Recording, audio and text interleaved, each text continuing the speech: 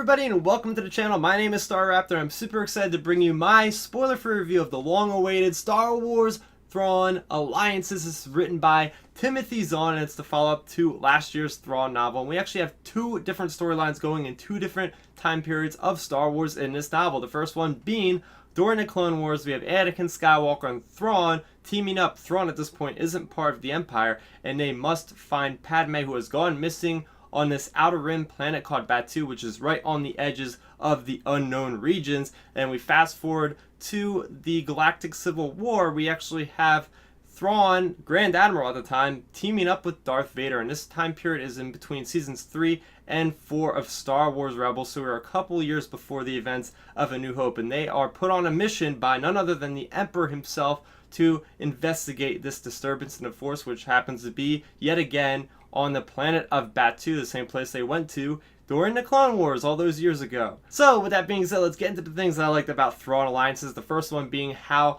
both the Clone Wars story as well as the Galactic Civil War present day story are interwoven with different plot devices and plot points that help, make them get bridged together. At the beginning of the story, it doesn't seem so clear that these can possibly be related other than a simple location, but the further you get in, things start to unravel, and that is really cool. Sticking with Timothy Zahn's writing, I want to talk about how he makes Darth Vader and about how he makes Grand Admiral Thrawn kind of stick out with their own kind of storytelling perspective. So you have Grand Admiral Thrawn, he is a chiss, he has the red eyes, he's able to observe people and different beings in a different manner than, let's say, humans. So there's certain points in the book where it's written in italicized font where he's able to, the person's heartbeat is going up and different things, the body temperature is going up, different things like that. He's able to observe to see if people are nervous or frightful or confident.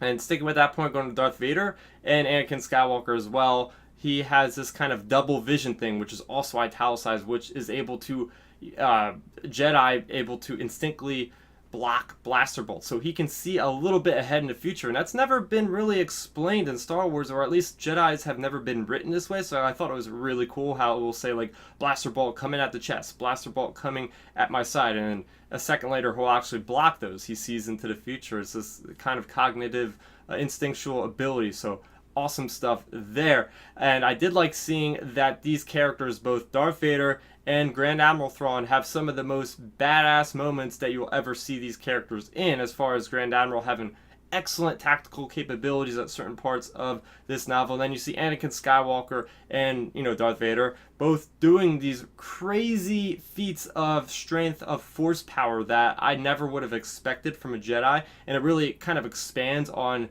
the overall promise that this guy was the chosen one for sure. Another thing I want to talk about is how both of these characters, Grand Admiral Thrawn and Darth Vader, they both have these obstacles that are very steep, and they actually overcome them by the end of the novel in a way. I mean, you have Thrawn, who is constantly having his loyalty tested against, does he side with the Chiss ascendancy, his own people, or does he side with the Empire? And you have Darth Vader constantly questioning about that.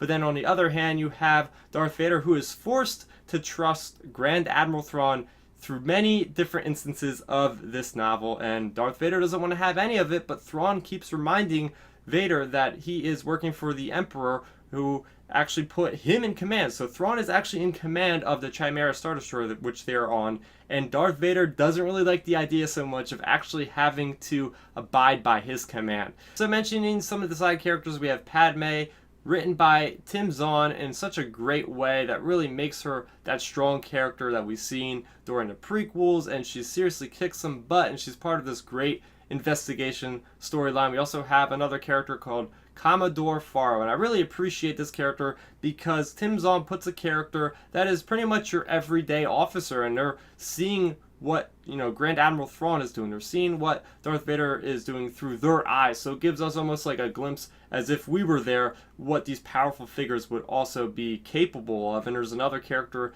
there as well called Commander Kimin, and he is a commander of Darth Vader's own special unit that comes aboard the Chimera for the mission, which is actually called the First Legion, which is the elite part of the 501st Legion, which I thought was really cool to begin with. But we get this kind of personal story of Commander Kimin and about how these stormtroopers that are part of his legion, they are not, faceless troopers. They all have names, they all have feelings, and there are some really gritty war moments in this book that I thought were just phenomenal.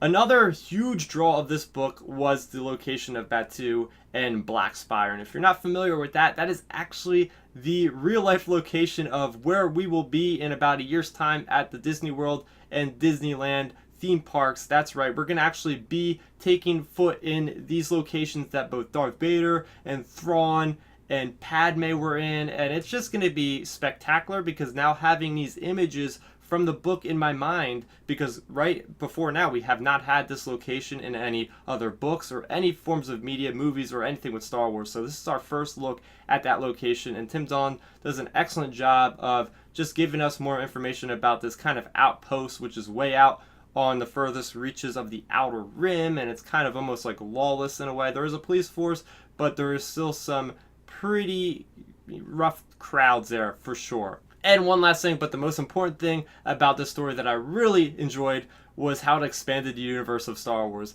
It's amazing how much free reign that Tim Zahn was given to just expand on everything we knew about Star Wars and just take it a step further. It's awesome to see that there is this much regency that is given to a writer of a novel. You know, you figure something like this might be portrayed in a TV show or definitely a movie, but it just makes me feel really confident about what Lucasfilm Story Group is giving the freedom for their writers to just come up with all these ideas, and this will have huge ramifications on the rest of the Star Wars galaxy for sure through all the timelines. It's incredible, guys. I was really blown away when I experienced some of the stuff towards the end of this novel. The only thing I will say about the novel is that, for me, it could have had a little bit better of a build-up. It seems like all the best parts, or at least all the parts that I found most interesting, were towards the end of the novel. This is very much like the first Thrawn novel. If you like the first Thrawn novel, you'll feel right at home with this one. It is kind of a slower burn. There's not as much action, especially in the beginning of the book, although it does cut right to the chase, which I appreciated. Emperor just giving them the mission to go right away from the first page of the story. It's just getting there and figuring these things out is a little bit slow, but that is okay because by the end result, it's spectacular. So with that being said, I'm going to give Thrawn Alliances a score of a 9 out of 10. I like this just a little bit better than the first Thrawn novel. I think it just hits on all cylinders. It really does. It stretches these characters and really just pushes them in new places and new locations.